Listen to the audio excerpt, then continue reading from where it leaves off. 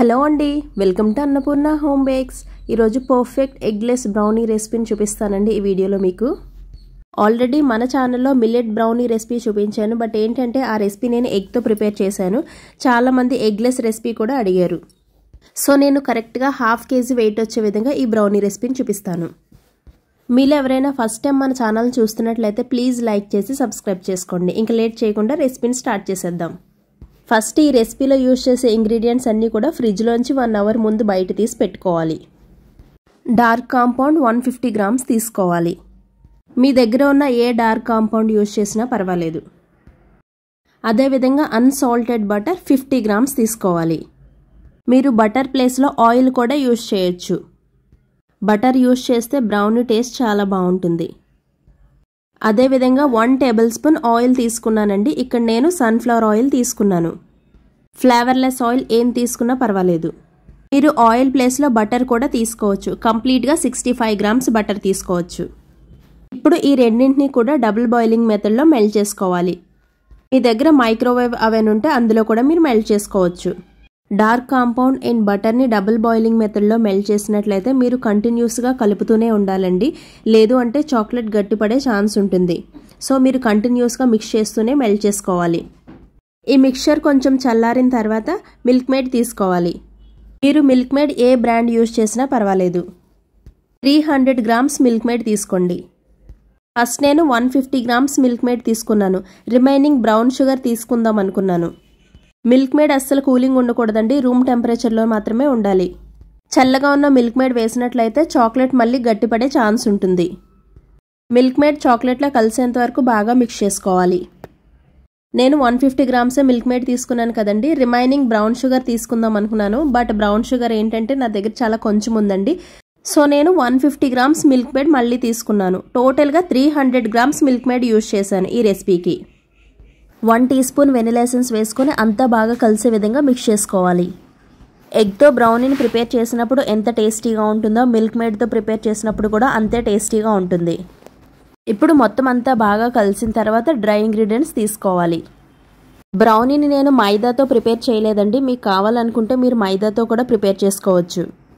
3/4 cup గోధుమ పిండి వేసుకోవాలి. ఈ గోధుమ పిండి ప్లేస్లో మీరు మైదా కూడా యూజ్ చేయొచ్చు.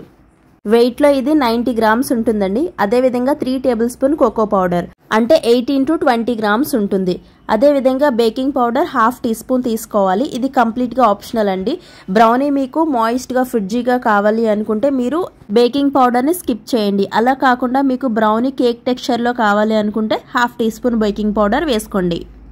ఇప్పుడు మీరు 1 డైరెక్షన్లోనే కట్ అండ్ ఫోల్డ్ మెథడ్లో మిక్స్ చేసుకోవాలి. విస్కర్తోనైనా సరే 1 డైరెక్షన్లోనే స్లోగా మిక్స్ చేసుకోవాలి.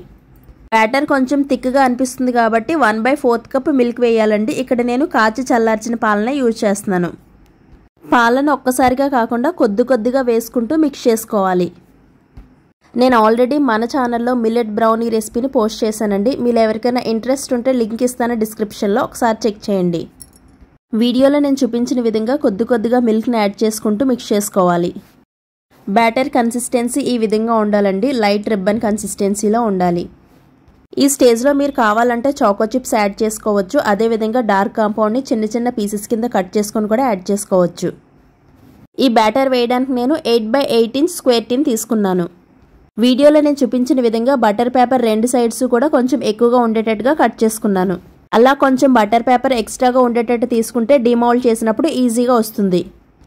కంపల్సరీగా బ్రౌనీ ప్రిపేర్ చేసినప్పుడు టిన్ లోపల బటర్ పేపర్ వేసుకోవాలి. ఇప్పుడు ఈ బ్యాటర్ మొత్తం టిన్లోకి ట్రాన్స్ఫర్ చేసుకోవాలి.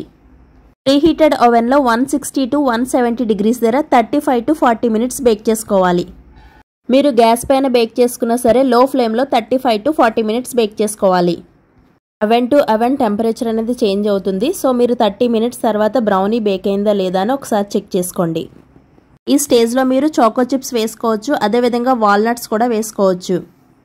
మీకు నచ్చినట్లయితే డ్రై ఫ్రూట్స్తో కూడా గార్నిష్ చేసుకోవచ్చు. స్పాచులాతో బ్యాటర్ మొత్తం కూడా లెవెల్ చేసుకొని బేక్ చేసుకోవాలి. ఈ బ్రౌనీ బేక్ అవ్వడానికి నాకు 35 మినిట్స్ టైం పట్టింది. బ్రౌనీ బేక్ అయిందా లేదా అని మీరు 30 మినిట్స్ తర్వాత చెక్ చేసుకోండి. లేదంటే ఎక్కువసేపు అవెన్లో ఉంచితే బ్రౌనీ హార్డ్ అయ్యే ఛాన్స్ ఉంటుంది. బ్రౌనీ పూర్తిగా చల్లారిన తర్వాత అప్పుడు డిమౌల్డ్ చేసుకోవాలి. వేడిగా ఉన్నప్పుడు డిమాల్ట్ చేస్తే బ్రౌనీ విరిగిపోయే ఛాన్స్ ఉంటుంది. బటర్ పేపర్ని ఎక్స్ట్రాగా కట్ చేసుకుంటే ఈజీగా డిమాల్ట్ చేసుకోవచ్చండి. సో బటర్ పేపర్ని మీరు ఎక్స్ట్రాగా కట్ చేసుకోండి. బ్రౌనీ బ్యాక్ సైడ్ ఉన్న బటర్ పేపర్ని రిమూవ్ చేసి ఇప్పుడు పీసెస్లా కట్ చేసుకోవాలి.